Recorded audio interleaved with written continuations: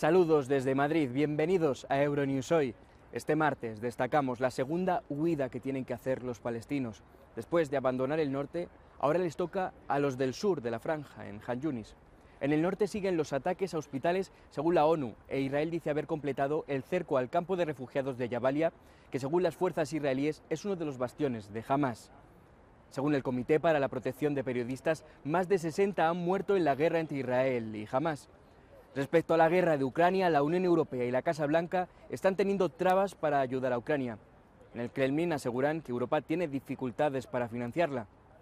Mientras se agrava la situación de los camioneros que se encuentran estancados en la frontera entre Polonia y Ucrania debido a las condiciones invernales. También les ofreceremos un reportaje sobre cómo Ucrania recaba pruebas sobre el ecocidio provocado por la destrucción de la presa de Nueva Kajovka. Un proceso que se produce a la vez que se celebra la COP28. Sobre cambio climático también tienen un reportaje de nuestro compañero Jaime Velázquez, que trata sobre las medidas que están implementando aquí en España para salvar el Parque Nacional de Doñana. Vamos con otros titulares de la jornada. Aumentan las discrepancias ante el Pacto Verde Europeo, antaño una propuesta de consenso y uno de los proyectos más emblemáticos de la Comisión Europea. El informe PISA muestra un empeoramiento educativo general sin precedentes. En Europa, Estonia, Suiza y Países Bajos en primer lugar de excelencia educativa. La subdirectora gerente del FMI alerta de tendencias preocupantes en el comercio global, aunque ve motivos para el optimismo en la Unión Europea. Por 20º año consecutivo se entregarán cajas de zapatos llenas de juguetes y dulces para los niños más pobres de Hungría. Israel insta a los civiles a abandonar Han Yunis ante un ataque inminente. Las tropas israelíes están tomando medidas agresivas en el sur de la Franja de Gaza, donde tiene actualmente docenas de tanques cerca de la ciudad de Han Yunis, la segunda más grande del territorio palestino. Ante la posibilidad de un ataque inminente, Israel ha instado a los civiles a irse por su propia seguridad. Desde que empezó la guerra en Gaza, más de 15.000 personas, en su mayoría mujeres y niños, han muerto por ataques de tropas israelíes. Después de un día de intensos bombardeos, los heridos llegaron ayer al principal hospital de la ciudad, el Hospital Nasser, donde la situación es caótica, según ha explicado personal de la Cruz Roja. Acabo de visitar el Hospital Europeo de Gaza y las cosas que vi allí están más allá de cualquier cosa que se pueda describir. Lo que más me impactó fueron los niños con heridas atroces y al mismo tiempo habiendo perdido a sus padres sin que nadie cuidara de ellos.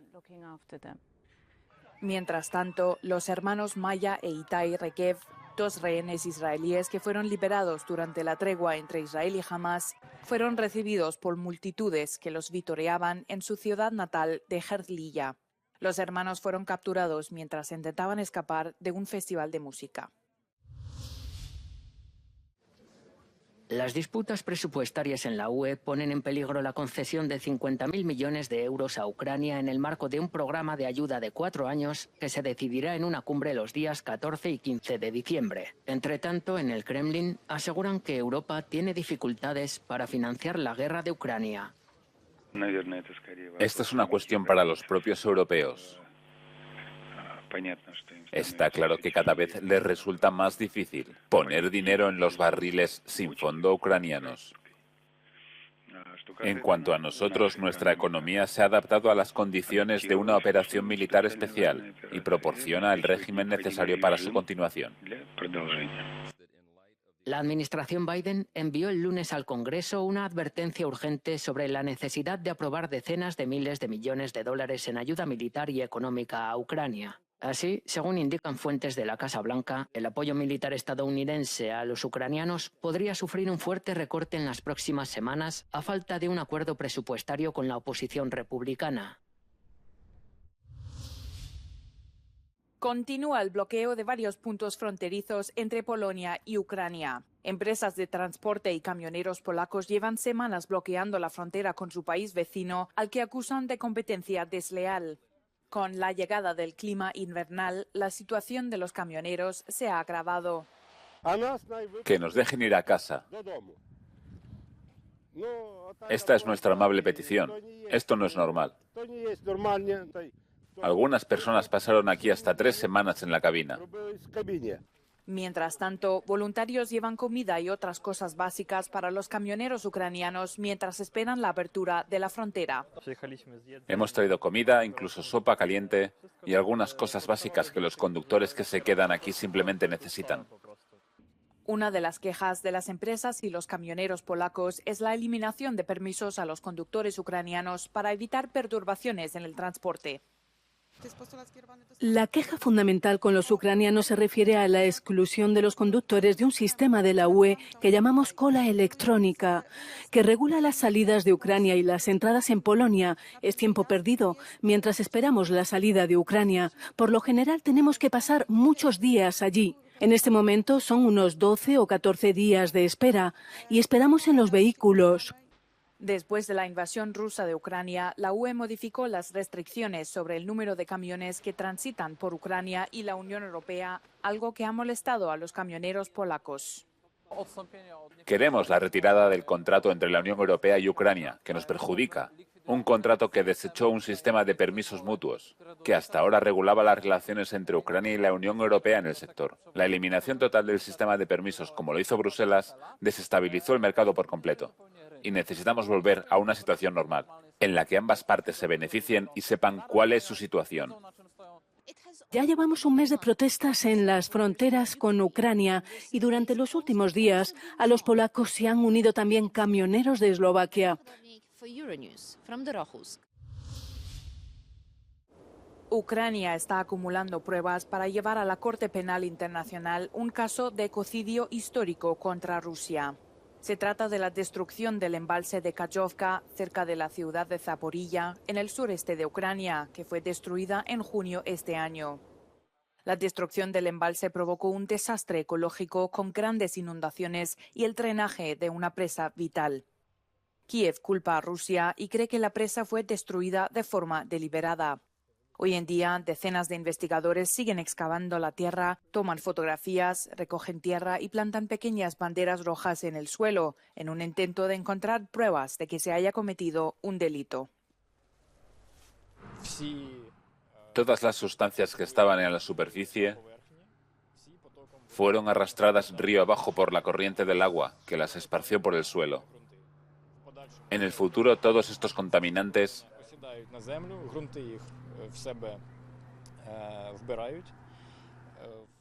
serán absorbidos por el suelo y los animales domésticos.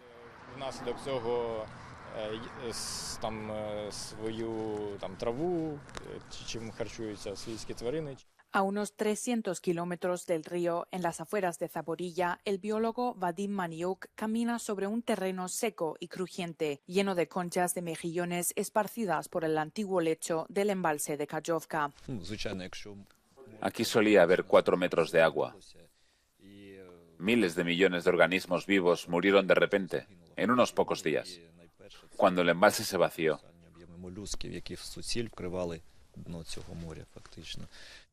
Aunque la Corte Penal Internacional no reconoce el ecocidio como un crimen, el daño ambiental a gran escala sí puede considerarse parte de un caso de crímenes de guerra.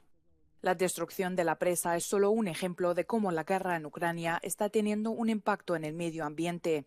Sin embargo, Rusia niega ser el responsable de la destrucción del embalse. Grupos de activistas en la Cumbre del Clima de Dubái mantienen su presión sobre los delegados que participan en la conferencia internacional. Entre los mensajes centrales, acelerar la transición energética y acabar con los combustibles fósiles. Las críticas y desconfianza en torno al país anfitrión también dominan las protestas. El progreso es muy lento y todos sabemos que hay un enorme conflicto de intereses que es evidente en este territorio y también podemos ver cómo las voces de la gente están siendo suprimidas. Estamos en una COP opresiva y punto. Eso es lo que sucede. En paralelo, Greenpeace organizó una llamativa protesta en la sede del gigante energético italiano Eni. La organización ecologista acaba de publicar un estudio que afirma que las emisiones de 9 empresas europeas de petróleo y gas pueden causar cientos de miles de muertes prematuras cada año. La acción se programó para coincidir con los debates de este martes en la COP28 de Dubái.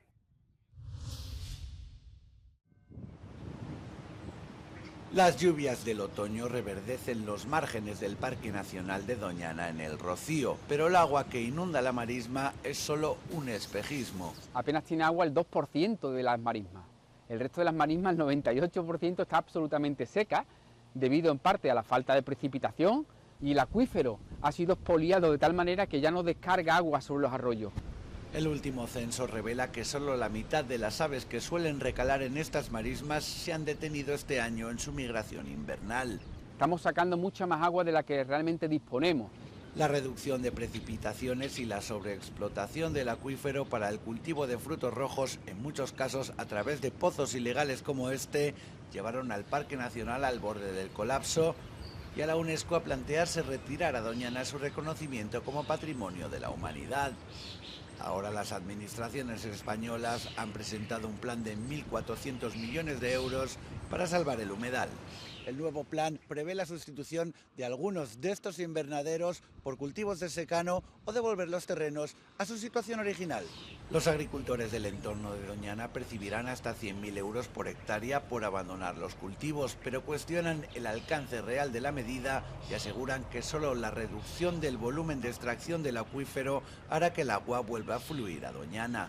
Y hay un trasvase desde la cuenca vecina del Tinto Dielipede aprobado de 20 hectómetros. Sería, si se pudiera materializar completamente ese trasvase, reducir a la mitad las extracciones del acuífero.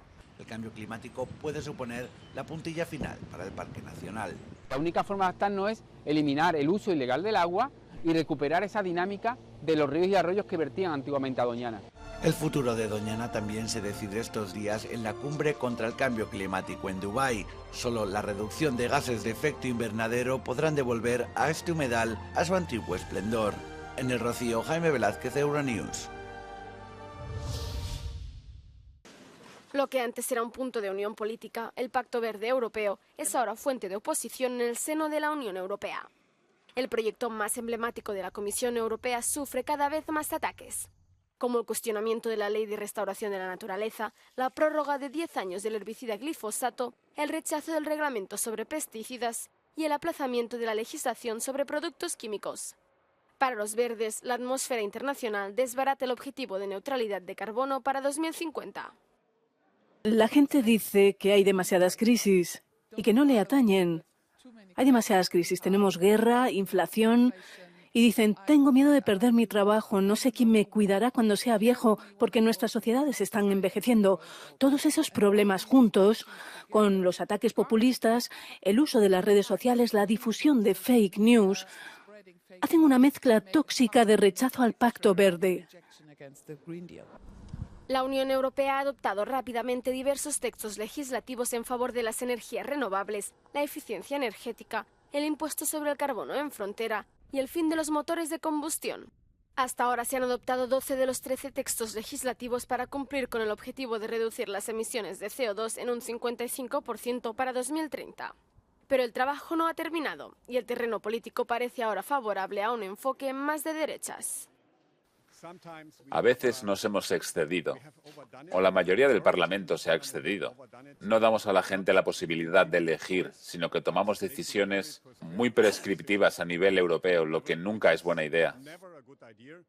Si hacemos todo lo que quieren los verdes, o no alcanzaremos nuestros objetivos climáticos o perderemos muchos puestos de trabajo y competitividad. Y nada de eso es bueno. Tenemos que priorizar, ni excedernos ni llevarnos a la gente por delante. La industria, las empresas y la comunidad agrícola consideran que el cumplimiento de la normativa medioambiental supone una carga adicional. A pesar de estos vientos en contra, la Comisión se propone mantener el rumbo. Tenemos que hacer dos cosas. La primera es perseguir nuestra ambición, porque esa es la realidad. Y el cambio climático afecta a todos. Dicho esto, tenemos que tener un puente asegurándonos de que nuestros ciudadanos y empresas tengan una perspectiva y hacer más para garantizar que las empresas puedan seguir esforzándose y que la gente pueda ver un futuro brillante por delante, aunque las circunstancias puedan cambiar. La protección del clima es algo más que una cuestión medioambiental. También es clave si la Unión Europea no quiere quedar relegada en la carrera industrial de las tecnologías verdes frente a China y Estados Unidos, que quieren ganar esta batalla. Por ello, las próximas negociaciones europeas para fijar objetivos medioambientales para 2040 serán un indicador de la ambición del bloque. 13 muertos y 10 desaparecidos tras la erupción de un volcán en Indonesia. Este lunes fueron recuperados otros 5 cadáveres en las laderas del volcán Merapi. Se trata de los restos de 5 escaladores que perecieron tras una erupción inesperada del Merapi el domingo pasado. Otras 10 personas siguen desaparecidas. Más de 50 excursionistas fueron rescatados después de la erupción inicial del conocido como Monte de Fuego en la provincia de Sumatra Occidental en el archipiélago de Indonesia.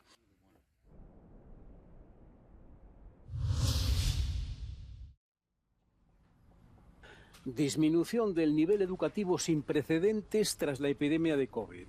El informe PISA, realizado con estudiantes de 15 años como objetivo de estudio, muestra un empeoramiento sin precedentes en la gran mayoría de los países participantes en matemáticas, comprensión lectora y ciencias, la mayor caída desde el lanzamiento del Programa para la Evaluación Internacional de Estudiantes en 2000. Singapur vuelve a ser el estado en mejor posición. Le siguen Macao, Taiwán, Hong Kong, Japón y Corea del Sur.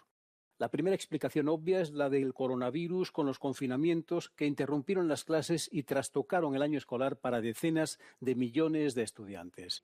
De los países europeos, las mejores calificaciones a nivel mundial son las de Estonia, 7ª posición en matemáticas, 6ª en ciencias, 6ª en comprensión lectora, seguida de Suiza. Finlandia, que en pasadas ediciones de PISA ha sido vista como el modelo educativo del viejo continente, ha experimentado una bajada importante. Alemania, Francia, Italia, España y Polonia también han empeorado sus resultados.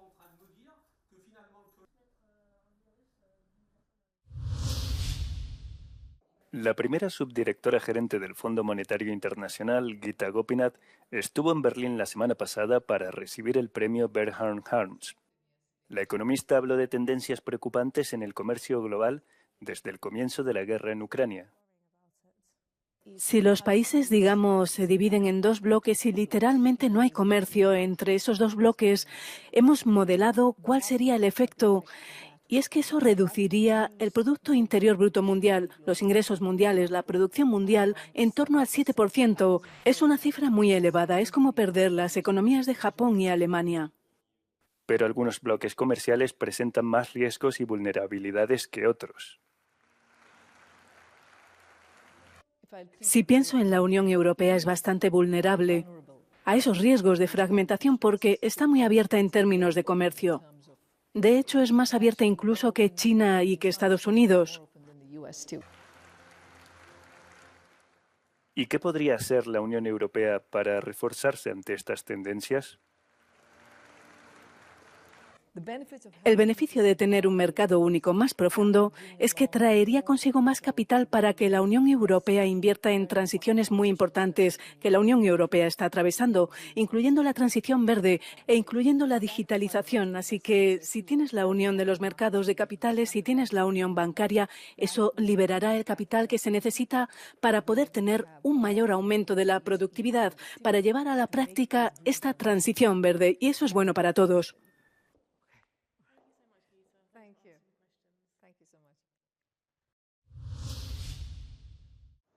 El expediente de regulación de empleo de Telefónica afectará unos 5.100 puestos de trabajo. La medida afecta a cerca de un tercio de los empleados que la compañía tiene en España y está prevista para personas nacidas en 1968 y años anteriores, con una antigüedad mínima de 15 años, según fuentes sindicales. Las mismas fuentes esperan, sin embargo, una cifra de afectados menor. Las negociaciones transcurrirán en paralelo a las del convenio colectivo de los empleados de las 3 sociedades que la compañía tiene en España.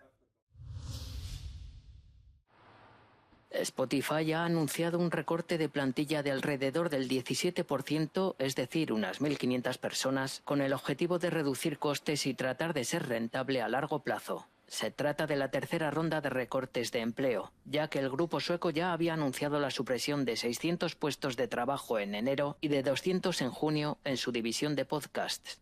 Esta medida forma parte de una oleada de despidos que está azotando a la industria tecnológica mundial desde principios de 2023.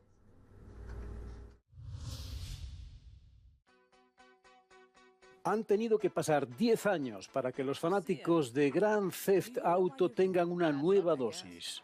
2 lustros después se ve, allá a lo lejos, por 2025, GTA 6. Pero mientras, Rockstar Games ha dejado ver un anticipo de la última edición del popular videojuego de acción. El vídeo confirma los rumores previos de que por primera vez contará con un personaje femenino protagonista.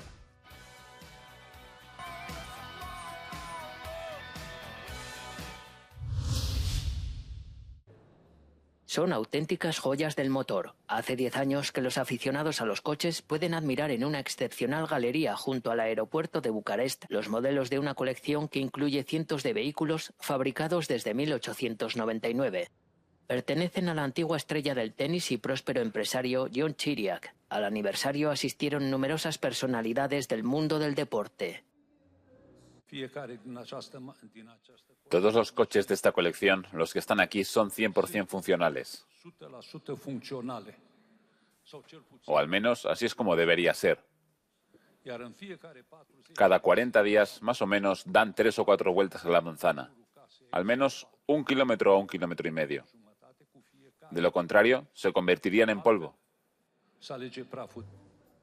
La colección cuenta con más de 380 modelos. 170 de ellos están expuestos en Otopeni, cerca del aeropuerto internacional. Muchos de los coches expuestos aquí pertenecieron a nombres famosos del mundo de la música o el deporte.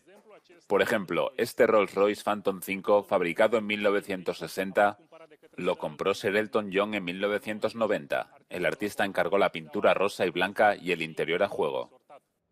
En la exhibición hay 10 coches que han sido restaurados en el taller entre bastidores. Otra gloria del tenis de Rumanía estuvo allí presente con motivo del acontecimiento. El primer coche que condujimos cuando estuvimos en Estados Unidos fue un Mustang Mach 1. Vi que John Jr. le consiguió este coche, después de todo el tiempo pasado. Yo, en cambio, le regalé una scooter de 1972, cada uno según sus capacidades. Abierta al público desde noviembre de 2013, la galería incluye modelos únicos o ediciones limitadas. No faltan en la colección 6 Rolls-Royce Phantom clásicos producidos hasta 1972.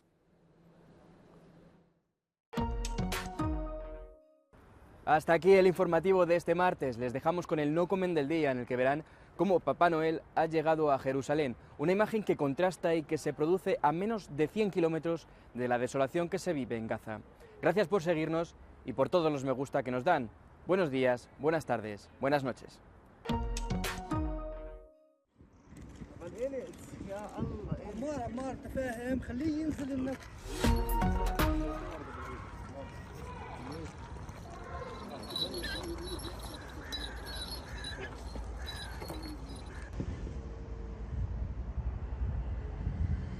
We wish you hope and love and peace from the heart of the world. Jerusalem, from the Holy Land.